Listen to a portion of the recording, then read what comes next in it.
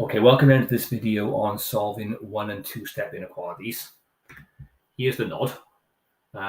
So while that's going down, I'll just explain that if you can solve equations, and you should be able to, you can also solve inequalities. Okay, in fact, inequalities are almost exactly the same as equations. But when you're solving an equation, an example might be like this: 4x plus 7 equals 47. All right, this is called an equation because you've got an equal sign here. Okay, so it's called an equation because hopefully you can see you've got an equals sign here. The connection is here. Equation means equals. And you've probably seen the inequality symbols before. There are only 4 inequality symbols. Okay, and they're listed here. This one here means less than or smaller than. So for example, 3 is less than 7 and 9 is less than 1,000. This means more than. All right, some people say greater than. Let me not use an equal sign. Let me use an arrow, is it? Or a colon. No, I'll use an arrow. This means more than, okay, or greater than. For example, 7 is bigger than 3. All right, and 81 is bigger than, I don't know, 52. All right. This one, C, looks very similar to the one at the top. This means less than, okay, because it's got this bit here, which is less than. But this extra bar at the bottom means it could be less than or equal to. So, for example, 3 is less than or equal to 7. And if we're being really daft, 10 is less than or equal to 10 because it is equal to 10. And you probably guess this bottom one means more than or equal to. Again, some people say greater than or equal to. Same thing though. So again, 9 is more than or equal to 3. And again, if we're being picky, 58 is bigger than or equal to 58, I suppose, if we're being daft, okay? And if you want to solve these, just the first example, you treat them just like equations. Okay, so if you can solve this equation, you can solve this inequality. All right, because this symbol behaves very similarly. So 2x plus 1 is bigger than 9. Well, you should know to solve equations, it's all about doing the inverse operations. So the first thing I'm going to do is to get rid of this 1. But because I'm adding it on, remember the opposite of adding 1 is to take away 1. And 9 take away 1 is 8. So you get that 2x is bigger than 8. All right, so here you get 2x equals 8. But this is an inequality. And again, you should know if this 2 is going to go. At the moment, this means 2 times x. So to get rid of that, you would divide by 2, because dividing by 2 is the opposite of timesing by 2. And 8 divided by 2 is 4.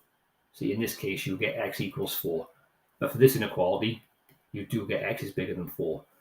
And the cool thing here is you can check by substituting the x back in. See, this here means 2 times x plus 1 is bigger than 9. Well, if I put 4 back in for the x, I'm going to use brackets to mean times, okay? So 2 times 4 plus 1. Well, what is that?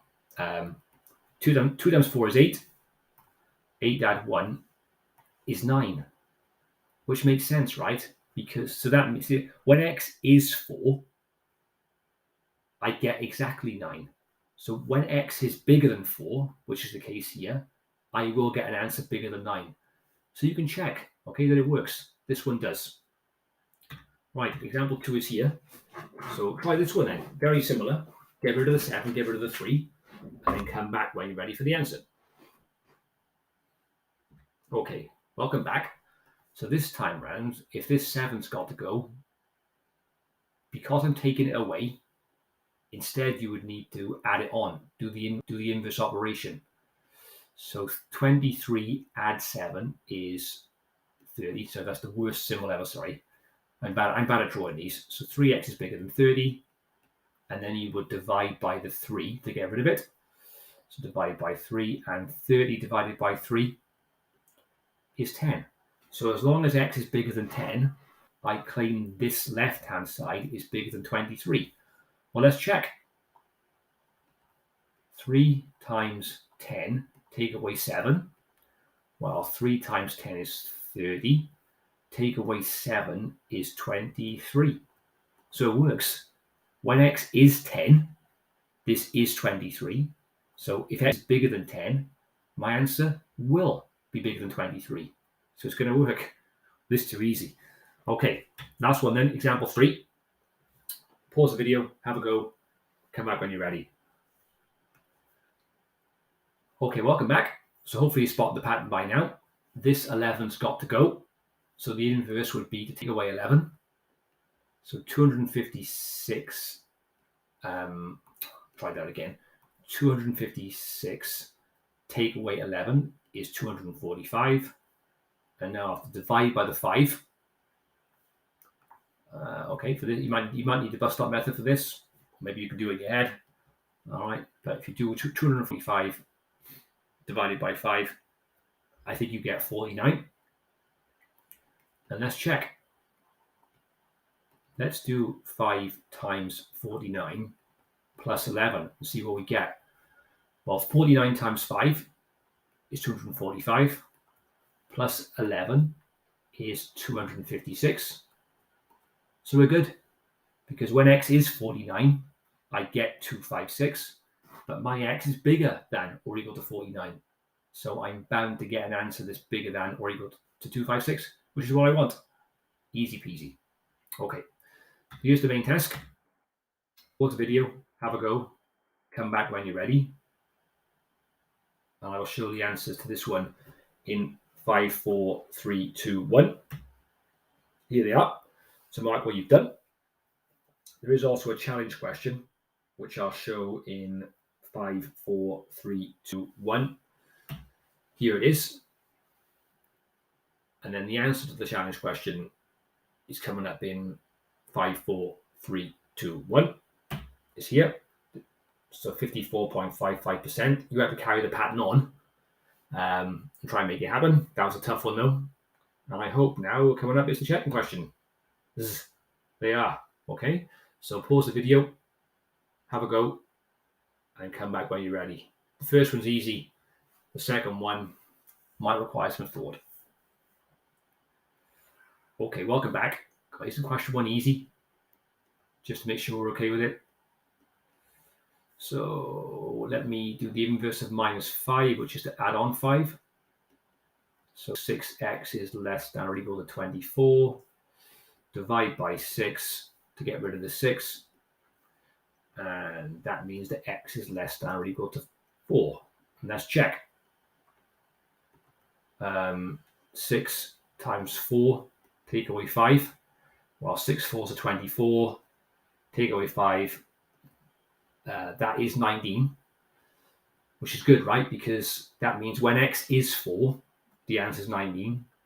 So when my x is smaller than or equal to 4, my answer will be less than or equal to 19. So I'm good to go.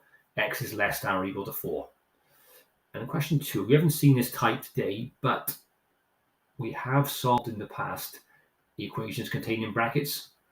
And you should know when you've got a bracketed expression, expanding it is almost always the best idea. So if you expand this bracket, I would use the grid method, but whichever way you do it, you're going to get 3x plus 27 is less than 42.